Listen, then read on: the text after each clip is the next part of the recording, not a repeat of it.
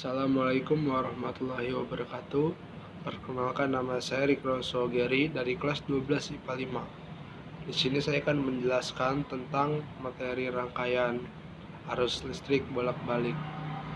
Rangkaian arus listrik bolak-balik atau kita kenal dengan AC itu dapat diukur dengan menggunakan ampere meter dan voltmeter. Itu nilainya efektif. Nilai AC dan DC itu dapat berubah-ubah. Selanjutnya kita akan membahas tentang arus dan tegangan AC. Arus dan tegangan AC itu nilai dapat berubah-ubah dan dapat kita gambarkan dengan grafik sinusoidal, yaitu seperti ini. Dan garis yang berwarna dan grafik pada tegangan ini dan grafik tegangan AC ini seperti ini gambarnya, dengan V yaitu tegangan dengan satuan volt. Kalau yang kuat arus itu yang I, yang seperti ini grafiknya.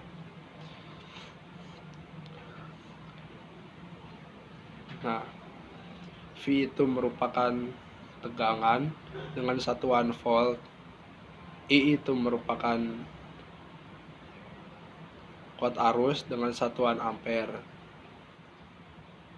Vmax itu tegangan maksimum dan Imax-nya itu kuat arus maksimum.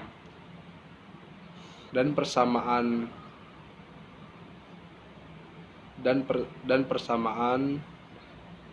kuat arus dan tegangan itu tegangannya itu V sama dengan Vmax sin omega kali T.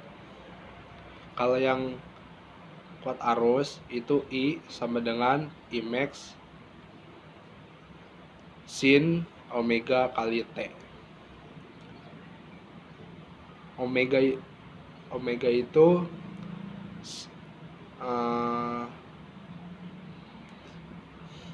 itu kecepatan sudut dan T itu waktu, dengan satuannya itu second. Selanjutnya kita akan beralih ke nilai efektif. Nilai efektif adalah nilai yang sudah diukur dan merupakan hasil dari ukuran antara arus dan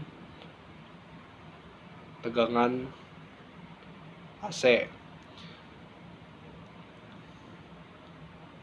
Nilai efektif dapat diukur dengan, kalau yang tegangan itu V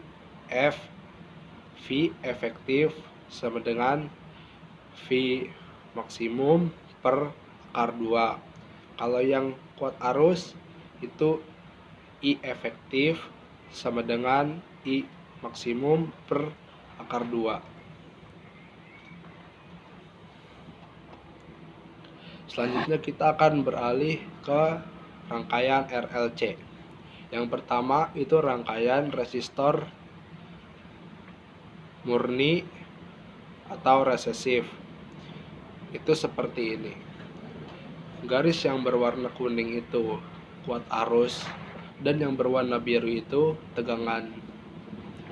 Dan berikut diagram fasornya. Yang kedua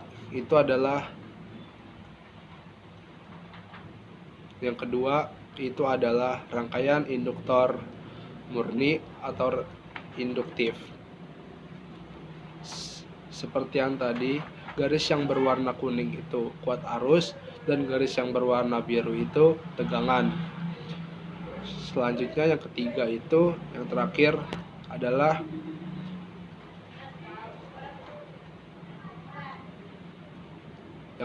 adalah rangkaian kapasitor murni atau kapasitif. Kapasitif ini grafiknya seperti ini. Yang berwarna kuning itu kuat arus dan yang berwarna biru itu tegangan. Selanjutnya yaitu rangkaian RLC seri. Berikut ini adalah grafiknya dan diagram fasornya. Hambatan totalnya itu disebut impedensi atau dilambangkan dengan huruf Z. Rumusnya yaitu Z sama dengan akar R kuadrat plus dalam kurung XC min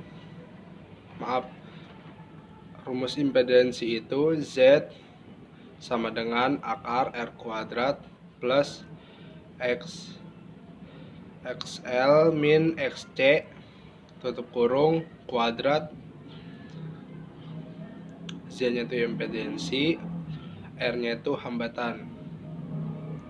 Dan daya disipasi itu adalah daya yang diserap